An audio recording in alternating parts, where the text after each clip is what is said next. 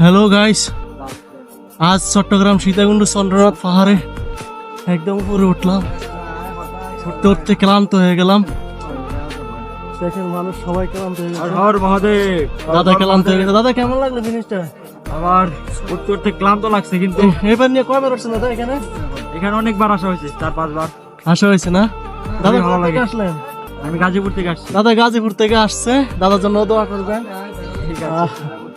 আমরা এখন অলরেডি পাহাড়ের উপরে আছি। দেখেন পাহাড়ের উপরের থেকে নিচনের দিকটা কেমন লাগে, দেখেন নিচের দিকটা একদম। এখানে দেখেন, এখান থেকে যদি কেউ যদি কোনো কারণবশত যদি স্লিপ কাটে তাহলে তাকে কখনো খুঁজে পাওয়া যাবে না।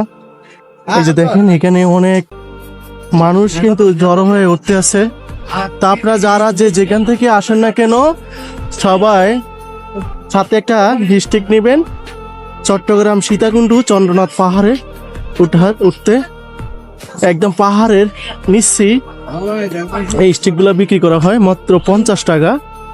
তো এই স্টিকটা নিলে কি হয়, আপনি সাপোর্ট পাবেন, একদম মাটির সাথে ভর দিয়ে দিয়ে উপরে উঠতে পারবেন। যেমন এই যে মাসি উপরের দিকে উঠতেছে, ভর দিয়ে দিয়ে এমন করে উঠতে পারবেন।